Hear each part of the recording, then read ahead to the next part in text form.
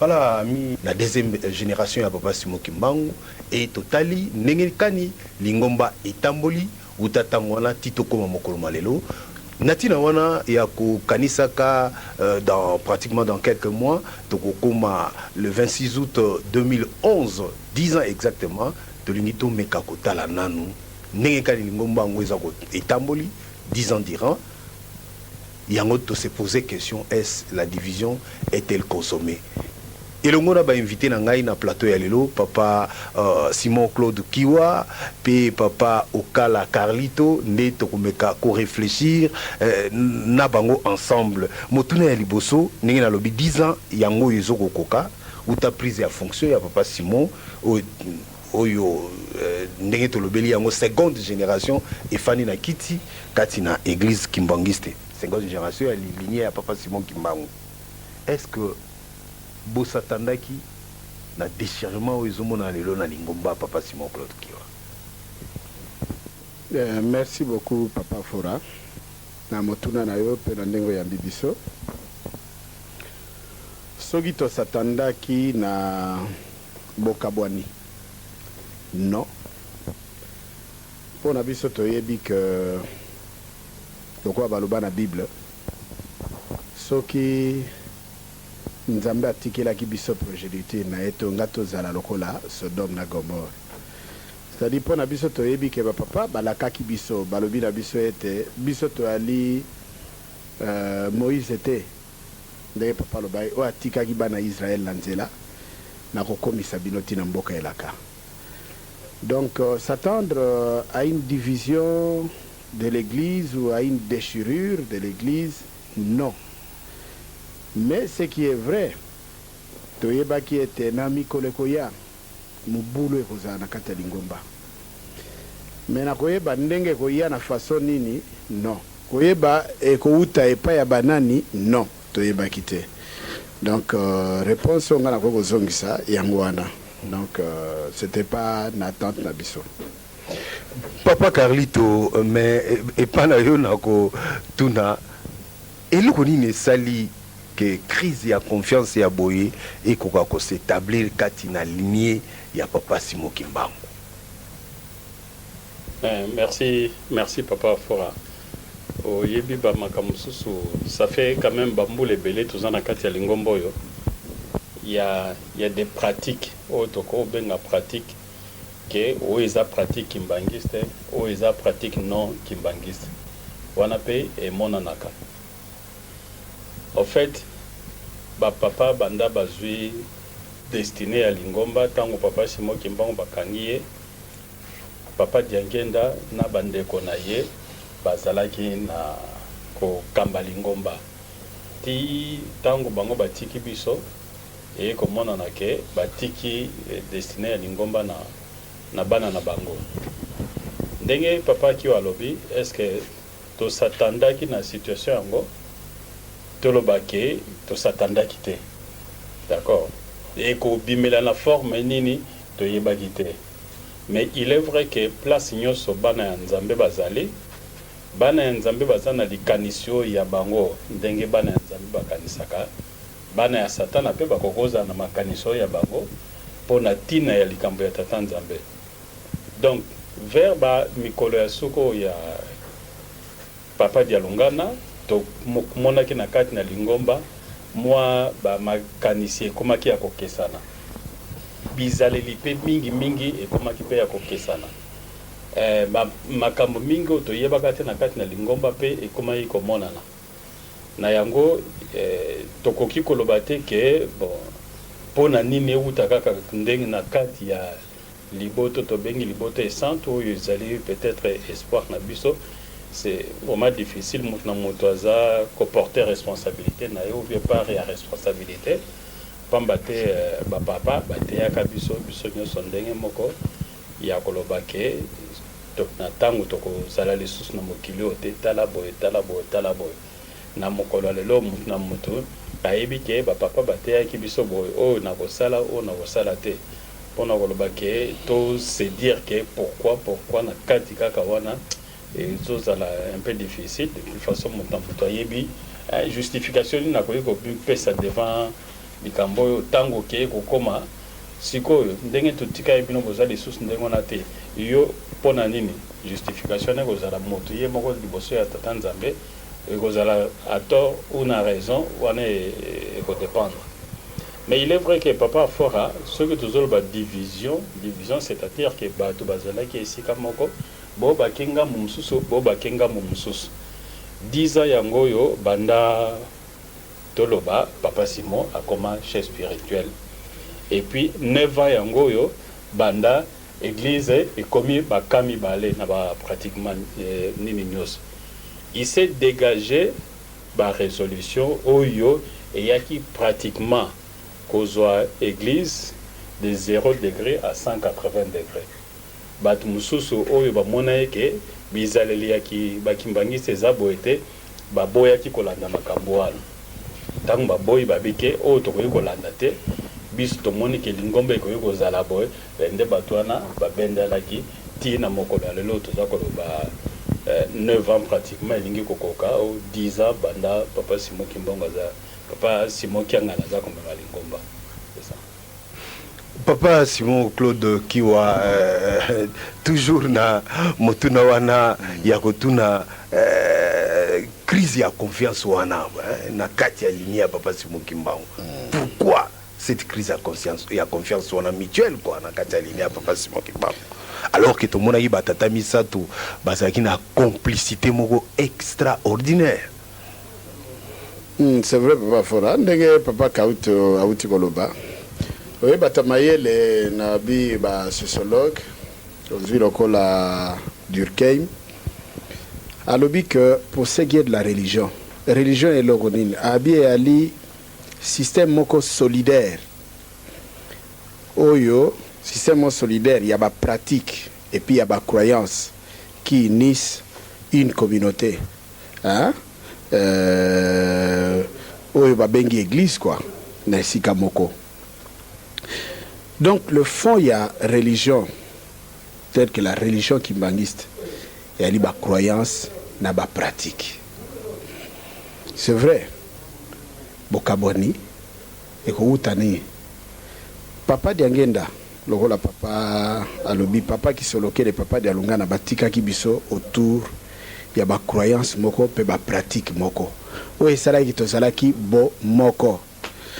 Mais une fois, ce qui n'a kati ya groupe, et comme il y a comme na pratique mususu comme il peut croire autrement, mais c'est tout à fait normal. Donc divergence va vu et comme la divergence amène la division, c'est ça la vérité.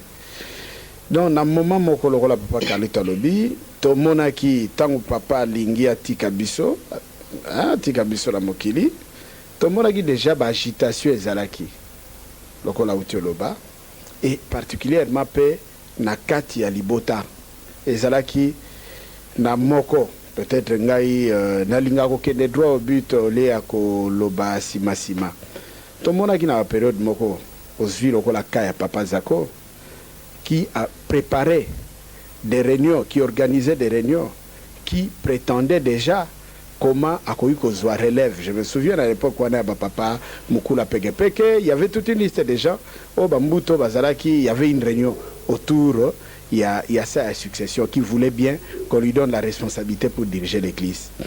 Et toi comment on appelle comment Batou Baluka qui peut changer visage et statut et église quoi. Et biso to ape parmi batoyo bazwaki bachaki lingomba libanda ya lingomba église puisque to revendica ki yango ba escominia ki biso. Heureusement papa qui était clairvoyant, qui était un visionnaire, papa Fumambanza qui savait la vérité avait remis en cause nini na bango leur décision et a sengi na bambuta au cours d'une réunion que bazonga bozongi sa ba jeune wana na lingomba. Oui, c'est vérité et banaki. Kezala ikumoko banga ba monter contre pouvoir il y a papa Mbanza à l'époque. Mais au fur et à mesure que tu poussani, batu ba moni que ba estimer que maintenant comme papa n'est plus là, ba préféré bazwa, ba continuer na nini na bango na tolo ba pratique na bango wana ya mabe wana. Pratique wana n'était pas aussi acceptée. Il y en avait plusieurs, même la violence. kozanga bolingo papa. Papa Diangé nous a appris à nous aimer. Bolingo yango esalaka ke bato basangana baza bomoko. Soki mabe yali na bolingo bato bayali capable papa Diangé voulait à tout prix s'il y a un problème bo sangana bo lobana boyebisa moninga ke likambo boyali mabe bo bongisa yango. Mais il s'est fait que na moment tolobi ya reine ya papa Simon Kimbangu Kiangani papa Kiangani Simon pona ye il a estimé penser à la unique. Ozomona oyo tendance wana ekangi batu bakangi yango kaka batu musu bakokolo bate. Oh, la pensée unique ememaka toujours na conflit ememaka na ba frustration. Ce que même la frustration c'est qu'on n'arrive plus à identifier la personne. Or lui incarnait le pouvoir où il y a chef spirituel. Chef spirituel est Ali représentant il y a un coloïsme. Puis c'est toi église chrétienne. Ndenge to ali na pape na église catholique, ndenge to ali pena protestant ba na ba responsable na bango, ils incarnent le pouvoir divin. Donc lui devrait être au-dessus de la mêlée. Mais par le fait qu'il a pris une certaine position, puisque tu sais à l'époque, bah jeune bah c'est là qui bah peut-être aux occasions bah ensemble pour que nous puissions en parler. Hein, to bongisa nenge tradition na biso za nemba pratique kimbangiste ezalaka. Si y a un problème bo fandi autour d'une table, bo sololi et puis bo arrangeango, so iko senga na bolimbisi, bo senga ni bolimbisi. Chose qui n'a pas été faite. Les gens ont imposé une pensée na bango et jusqu'à aujourd'hui, c'est la pensée unique. Donc, vous ne pouvez pas aujourd'hui aller en dehors, il y a pensée wana. Ce qui fait que ma pratique wana pe ezo me mape ba croyance moko moi série ya ba croyance moko boy. Et on a boutiqué, on a monté tout autour. Il y a environnement wana certaines croyances pour faire croire que voilà tel est ceci, tel est cela. Biso swagi bansenima biso spesika moko oyo papa te yaki biso yango wana te tolobi te yango te soki méfiance ekoti doute pe ekoti et on commence à se poser la question mais on a affaire à qui osomona ko banana na chaise spirituelle nga en tant que mundimi je commence à me poser la question est-ce que mokonzi ona na ye oui légalement reconnu par l'État il est le chef de l'église. Mais sur le plan spirituel, je commence à me poser la question. Est-ce Azako s'identifier na oyo azalaki père spirituel langa avant ou bien na bao bazai ba père spirituel langa? Je me pose des questions. Donc, comme questionnement pas nanga. Ce que comme questionnement, papa, il y a la remise en cause, il y a beaucoup de choses. Donc, ce qui fait que c'est une méfiance soit nécoti, c'est fini. Et nous avons constaté aussi même entre eux Befort et Salamaki, de part et d'autre, moko na moko, alobi ke no, to sangana to kende nanu, puisque biso, tozo constitué noyau, oyo, bandimi bako tourner tout autour. Ce qui biso to se fragiliser, automatiquement, lingomba pe na bandimité, de banda de kokota. Ba meka ko sale fort, ya kokende. Ko lukaba kutana ande ko na bango. Mais la position est une position catégorique. Oyo esengelaki bino bolanda oyo biso tolobi mais biso to anelo kwa koyoka oyo ya binote. Quand même papa na ndenge ya libote santu ko banda na papa Simon Kimbangu yemoko c'était des personnalités il y a fort caractère. Donc on a caractère mo makasi, il y a forte personnalité. Et na moko kati na bango ils peuvent pas accepter facilement dictat.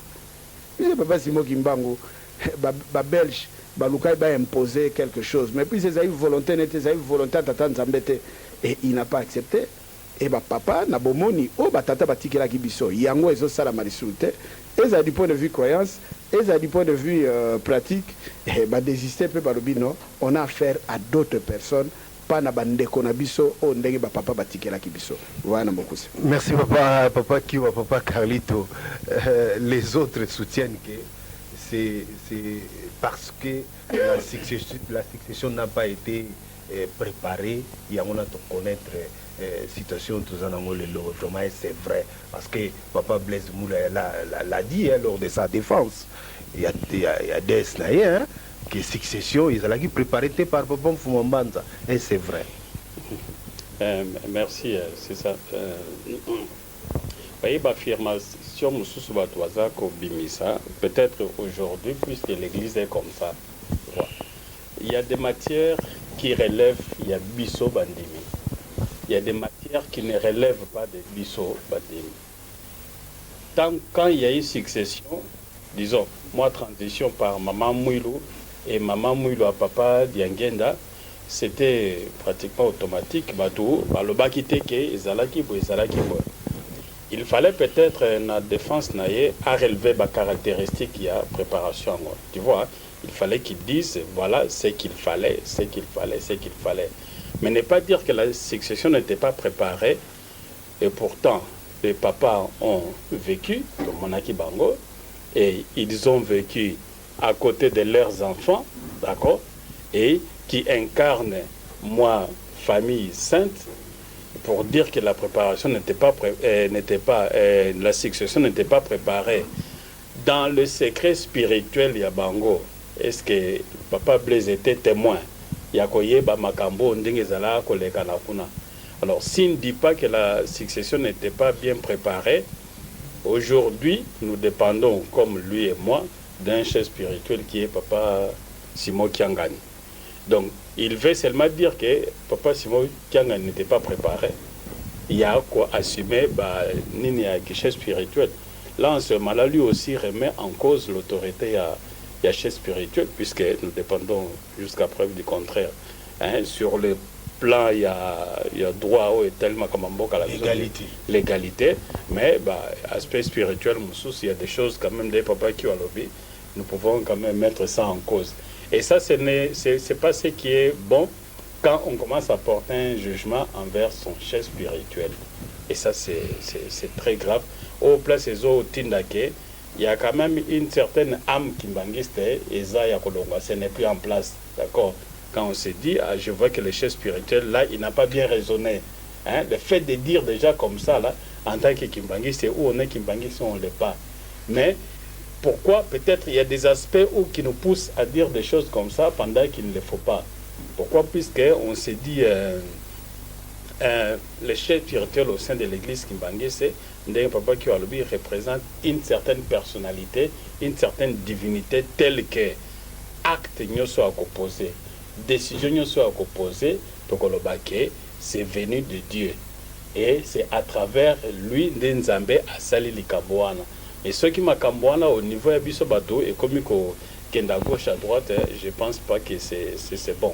Donc, Papa Blaise, ce n'est pas pour répondre directement, nous sommes en train d'analyser. Pourquoi? Puisque aujourd'hui, je me vide toujours de passer le temps pour répondre à des choses qui ne font plus partie de la pratique kimbangiste, et puis qui entament la croyance kimbangiste. C'est un peu ça. Merci papa Carlito. Mais papa qui va l'inviter ceux qui au baksa moi et loko dans l'écolo et loko voilà parce que bon ils a quand même naïveté. Il y a vraiment moins énormité hein. Il y a le baké papa Mfumambanza a préparé une succession il y a mon to communisika to commis et que c'est ce qu'est en train de faire l'actuel chef spirituel, c'est-à-dire lui au moins prépare sa succession. Et papa Carlito Otoloba, c'est contradictoire. Hein? C'est-à-dire l'intellectuel Ali Mutoyo, qui a une certaine objectivité lorsqu'il doit parler, il y a des bases qui sont vérifiables.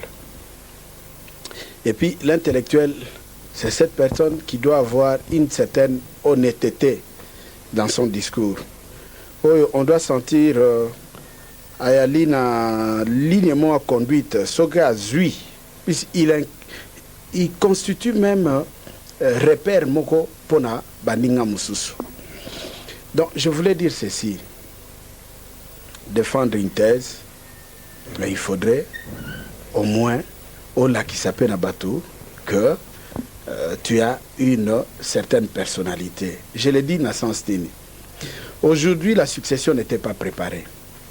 Donc, ça laisse croire que l'actuel chef spirituel peut ou ne pas être la personne qui a été choisie par Papa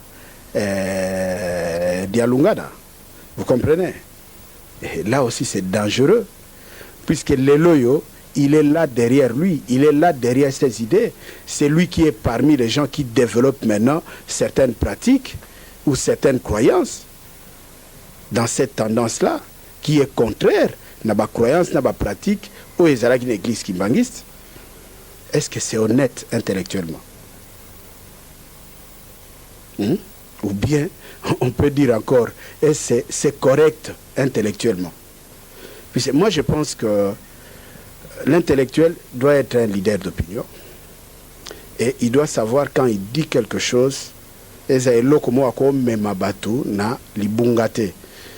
il est là aussi pour apporter des informations na baoyo bazangi koyeba. Et la bonne information, oui, a une certaine objectivité. Est-ce que nandenge ya biso ba kimbangiste, nande to vivara kata communauté na biso kimbangiste, même bao ba na centre, même bao ba nini bako croire nango, ce bako croire nango te c'est que élection ou bien désignation à Papa Simon qui a gagné à mitigé. Donc on doit remettre ça en cause. Et si ça se vérifie encore plus, ce qui n'a keika na thèse na yewana, ça se vérifie, l'élo église est allé à Kolala, ce qui est allé à Kolala c'est à cause de lui, ce qui n'a kena ni na yenazui par exemple, ni na ye que assertion en a que et Zala y préparait. Ce qui église est allé à Kolala, c'est que quelque part c'était pas la personne désignée. Vous comprenez? Mais moi, je pense que c'est comme Papa Carlito Lobiango. À l'église Kimbangiste, nous avons vécu un temps. Il y a des choses sacrées où il y a un niveau na bisoté. Quand il y a communauté religieuse, il y a des choses où il y a binoté. Beaucoup comme en étape ou en athée. Et je parle entre autres de la désignation à chef spirituelle de l'église Kimbangiste. L'église Kimbangiste, c'est l'église Nyosutoute. Chaque église a sa pratique. Et vous ne pouvez pas imposer la pratique, il y a l'église Moussousou, Nao Yabiso. Non, nous sommes libres. Nous avons nos croyances, nous avons nos pratiques. Et l'église Kimbangiste, il est bien dit que la désignation, il y a chef spirituel et il y a un pouvoir discrétionnaire. Il y a chef ou Ali Liboso. Ce n'est pas à nous. Les lois doivent développer la pratique ya kuluka yeba kingani yete soki ko cha trois chefs spirituels ya nini tout ça et ali église Kimbangiste to ya papa d'engenda tika biso yango te et ali ya bango na libota otoko benga libota et santo. C'est ça. Moi je crois à ça. Quelqu'un d'autre même intellectuel me soit quoi imposer ngate pour dire non, tu raisonnes mal, il faut vous désigner. Non, c'est ma foi. C'est ma croyance, je donne crédit à ça. Donc pour dire ça, ce n'est que lui qui croit que ce n'était pas préparé. Nous pensons que c'était préparé.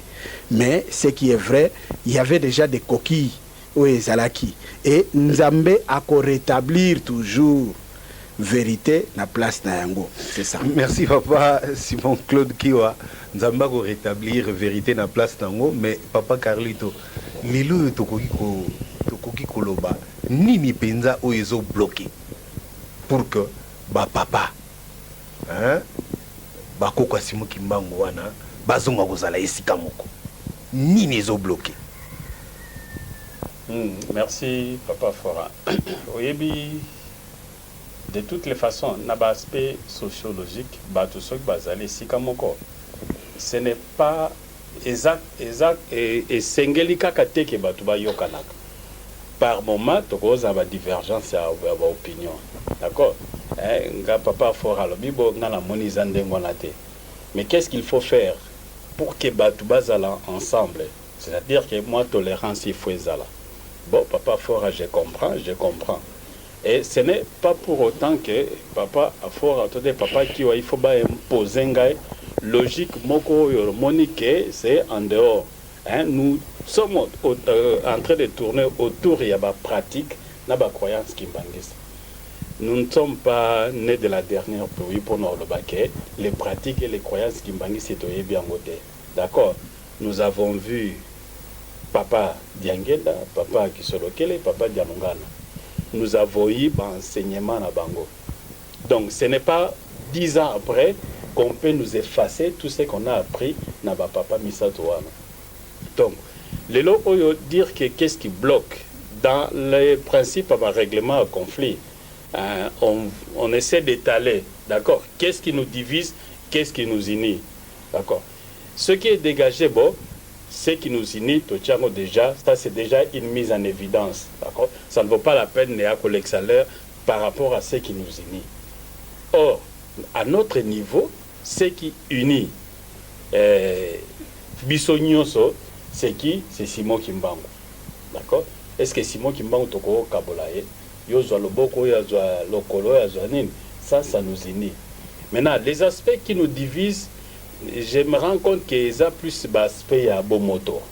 D'accord? Hein? D'aspects à Bomoto, intérêt, Nazalia, Nazako gérer Mbongo.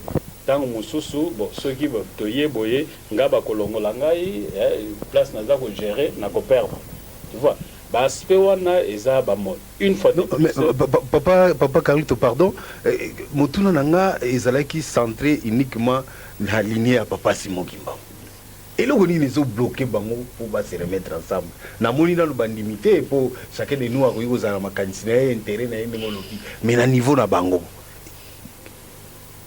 Je peux pas, nous sommes dans l'embarras à leur niveau, puisque généralement, papa à côté Nabiso, je ne vois pas.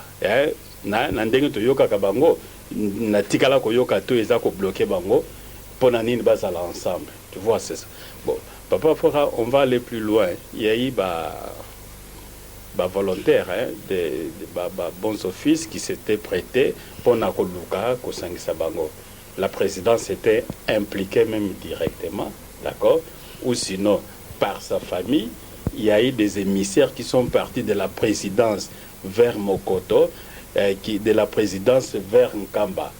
Hein, et tout ça, quand même, votre comportement, il y a des conditions de l'autre côté dans Nkamba. Il y a eu des promesses, soit disant que cette fois-ci, tu vois, mais ba condition musu seza ko bima oyo netio non ba mibali nyoso ba yate seulement basi hein, ça c'est je ne peux pas comprendre dans une famille so bolingi bokutana seulement en famille boloba ba mibali ba yate kaka basi et après que l'on dise que bon tel peut venir, papa Paul ne peut pas venir par exemple, tu vois hein, c'est difficile à justifier ça ya kolobelango pona kota na place. Pourquoi papa Paul? Pourquoi à un certain moment on veut de maman, pas de papa? Ils ont un peu. Yango, ce qui toque beaucoup plus loin, c'est que Toza Kocha plus Bomoto Liboso que Bonzambe. À un certain moment, na Bonzambe, Okolinga même ennemi na yo. D'accord? Na Bonzambe, même Mutu Oyo, Okangaki Lobby, Alingaki Kobomayo, Lelo, Ozo obligé au Lingaye. Tu vois, on l'a vu même avec le pape, le jeune homme, je ne sais pas piqué par quoi, à Betaki et Massassi.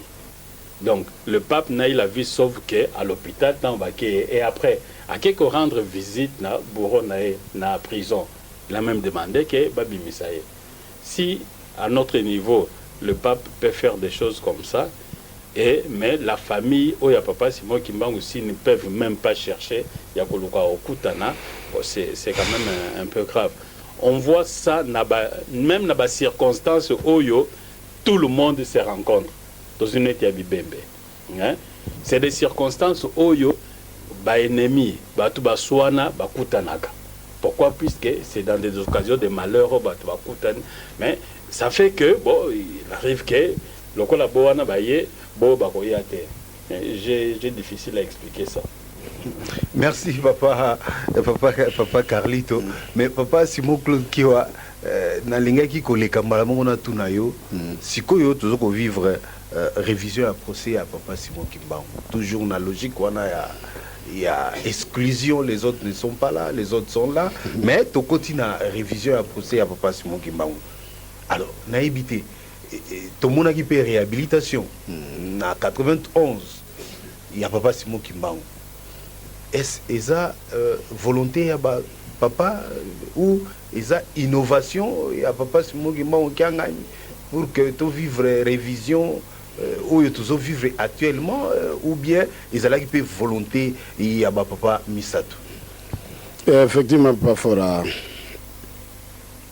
nakokoma mbala moko na réponse na yo moyebi lere motan papa Carlito azoloba nazotala nazomona l'église kimbangisi image église kimbangisi c'est comme lokola balabala munene oyo ba mituka ba voiture ya taxi ba privé na ba taxi bus eza kotambola c'est-à-dire na nzela nyonso tu code yali mais soko remarquer na mikolo ya lelo yo ba chauffeur ya taxi bus ba créer code na bango c'est-à-dire ils prennent même à droite dépassement à droite il le fait et si comme moniband na yete il y a sens inverse il entre il bloque le mécanisme. Or en bloquant les mécanismes on ne sait pas avancer. C'est-à-dire je voudrais dire si vous posez question à l'obi non ngana pressé ngana lukalar nanga yo wali privé yo roya male ngana lukalar. Donc empressement moko yali na bakimbangiste de manière générale en commençant par la tête de l'église kimbangiste Tio Kitina Bandimi Oyase. C'est vrai, dans toute société il y a un code social.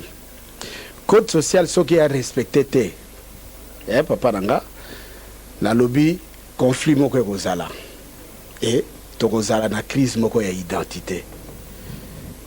Pour revenir maintenant na question na Yohana, c'est vrai, papa Dengenda a parlé à l'époque, il y a révision, il y a nini, il y a révision, il y a nini, il y a procès, il y a papa Simon Kimbangu, mais papa nous a parlé, il y a réhabilitation. Pas seulement nous a parlé, nous avons vécu la réhabilitation. Mais papa, la réhabilitation, et ça qui est vénément sur le plan international et ça qui est vraiment supranational. Tout le monde qui comment à Brazzaville même Bakonzi s'investissa qui jusqu'à faire même timbre. Tout le monde qui en Angola comment Bakonzi en Angola s'investissa qui tout le monde qui awa mutunyo sto ayeba qui congolais sto à l'époque zaïrois ayeba qui que nini réhabilitation pas si Mokimbam. Mais actuellement entre nous ce qui se passe, c'est un non-événement. Et pourtant, papa la kaki révision yanini. Mais Esengele Salama nanenge Sengeli.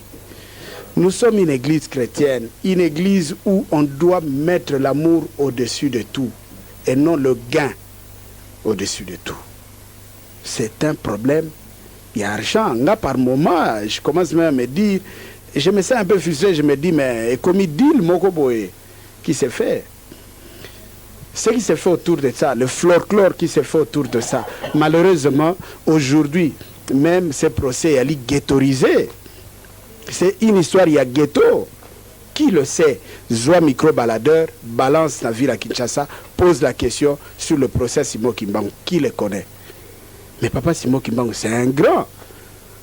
Ali Moutou a CT, na CT, pour passer les locaux moko kakaboué avec une certaine médiocrité dans la procédure. Mais nous disons, nous sommes des kimbangistes. Je ne vois pas l'aspect juridique.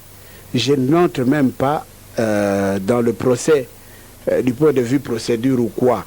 Ça, je reste d'abord en tant que kimbangiste et je dis la procédure telle que les choses devraient se faire. Est-ce pour na komema likamba papa Simon Kimbangu procès à papa Simon Kimbangu esengeli to tikala toujours na division qui gagne qui perd. Simon Kimbangu a besoin de la diviser tout en cherchant à ce qu'on puisse revoir son procès. Ceux qui sont de l'autre côté oyo bali marginalisés bali moins Simon Kimbangu et les autres sont plus Simon Kimbangu. Je ne pense pas. Moi j'ai toujours dit en tant que nationaliste, en tant que patriote, j'ai toujours dit Simon Kimbangu, donc papa Oyabiso, Koko Oyabiso, aller à affaires nationales. Donc il faut bokebiezala, maïelezala nabiso, na chaque fois lorsque le problème est posé, puisque moutako kozwa cigarette à Pélissi, à Boaki, et Pélissi Zamba Moto, conséquence tango yali à Batunios. Et pourtant, Moutoumoko m'a posé acte. Mais ce qui te ali prudent, il faut te yebaka ko bomamoto attends. Affaire yali ya Simon Kimbangu. Simon Kimbangu, il y a moins Simon Kimbangu balité, il y a plus Simon Kimbangu baté. Si certaines personnes jugent que le plus Simon Kimbangu bayali, il n'y a pas de problème. Nous disons nous sommes dans une église spirituelle. Balobi onzambi uzengyankanu muna wantu wantiona obalobaka. Dieu c'est un Dieu des opprimés. Lorsque vous continuez à les persécuter de plus en plus, un jour Dieu va faire tout pour relever son canne sacré qui est brisé. C'est ça la vérité. Lorsqu'on continue à briser la canne, il y a Simon Kimbangu, c'est-à-dire Bokonzi, Simon Kimbangu, personnalité Simon Kimbangu, la famille à Simon Kimbangu. Un jour, Dieu va prendre son temps pour pouvoir le relever. Voilà. Merci papa. Je ne sais pas si j'ai répondu à la préoccupation. Merci papa Simon Claude Kiwa. Mais to Kenina on a régi, to meka ko vivre ce qu'a été la réhabilitation de papa Simon Kimbangu par le gouvernement zaïrois de l'époque, congolais aujourd'hui. En 1991, au mois de septembre, papa Simon Kimbangu réhabilité. C'était en présence du premier ministre de l'époque, Mulumba Lukoji. Et après que le chef de l'État a signé ordonnance Oyo et réhabilité qui papa Simon Kimbangu. Tout l'année, nous sait qu'a été cet événement. Voilà, donc le temps que la régie s'apprête pour faire vivre Bisso événement on a Tolobaki ou qui vraiment solennel parce que le gouvernement, tous les gouvernements étaient là et beaucoup d'invités et puis c'était au Palais de la Nation donc qui événement ils ont une dimension moko il y a monene les délégations et utaki bisika na bisika Congo Brazzaville, Angola ainsi de suite bayaki pambate ba vivre événement on a papa Simon Kimbangu oyo ba belge ba tungisaki ba nyokolaki et finalement le gouvernement congolais a réhabilité qui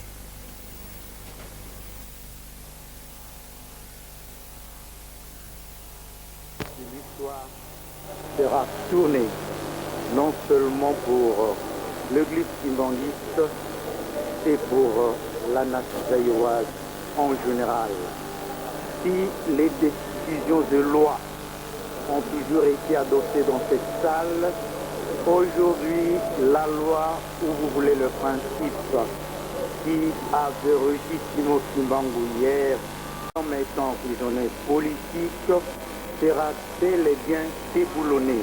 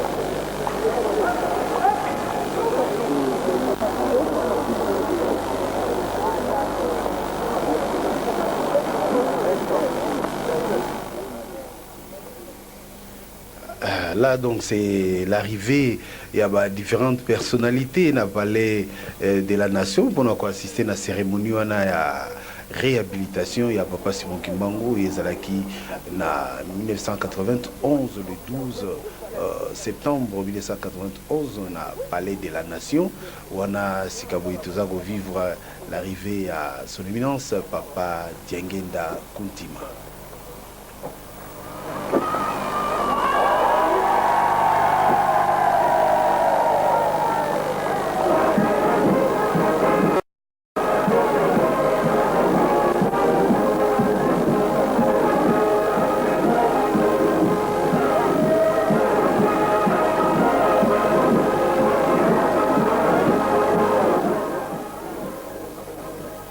Papa Diangenda a commis bayambié na ministre Madame Mouyabou Nkulu, qui ministre de la justice de l'époque, yende ayambaki Papa Diangenda ensemble na chancelier des ordres national du Léopard, général Kouloufa, bayambi Papa Diangenda et Simanangonde Papa Mimema a okota na kati ya salle pour na débit à manifestation.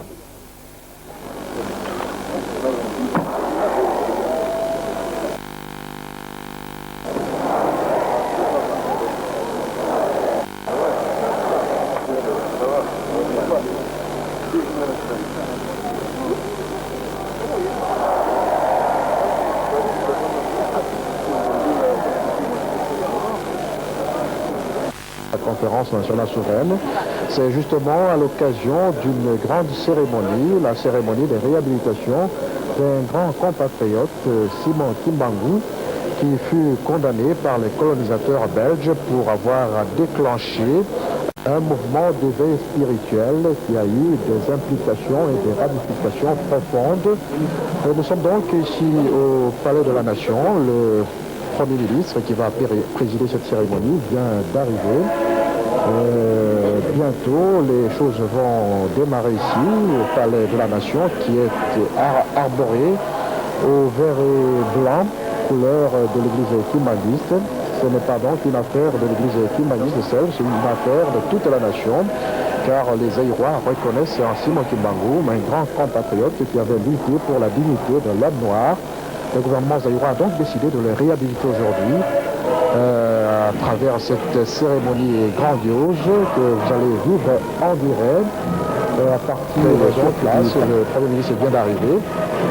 Le tour va commencer tout à l'heure avec la zaïroise, qui sera suivi de la lecture de l'ordonnance loi qui portera amnistie par une lecture qui sera faite par le ministre de la Justice et des Droits et Libertés du Citoyen, Madame Mouyabou Nkulu, qui est aux côtés du Premier ministre, M. Moumalokoji. Après suivra le discours du Premier ministre, chef du gouvernement, et la cérémonie de décoration de feu Papa Simon Kimbangu, à titre posthume, sera faite par le chancelier. Et le tout va se terminer par un cocktail. Donc le décor est déjà planté ici au Palais de la Nation, où nous allons suivre cette émouvante cérémonie. Il règne ici une ambiance de carnaval au Palais de la Nation, où le peuple zaïrois veut rendre hommage à un digne fils, un compatriote qui a lutté toute sa vie pour la réhabilitation de l'homme noir et la dignité de notre pays. C'est un héros national que le temps avait oublié, que l'histoire voulait injustement laisser dans les oubliettes, mais le peuple zaïrois a compris que ce fut un grand fils, un compatriote, qui s'est investi entièrement pour la lutte de notre peuple qui a conquis son indépendance le 30 juin 1960.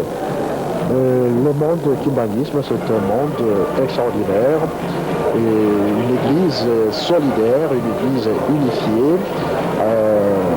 qui a de ramifications au Zaïre, non seulement au Zaïre, mais en Afrique et même en Europe. L'église kimbanguiste est présente. Cela démontre le dynamisme de cette église qui a comme particularité le fait d'avoir été créé par un noir, Simon Kimbangu, déclenché donc ce mouvement qu'on appelle kimbanguisme, un mouvement qui a atteint des millions et des millions de personnes maintenant qui se réclament du kimbanguisme. Nous avons dans cette salle même des Sud-Africains de réhabilitation du prophète Simon Kimbangu. Dans quelques instants, donc, tout va démarrer ici au Palais de la Nation. Vous voyez planter tout ce que le Zaïre compte comme autorité qui avait trouvé à ce mouvement d'éveil spirituel, ce mouvement kimbanguiste. Comme je vous laisse écouter un peu ces œuvres kimbanguistes.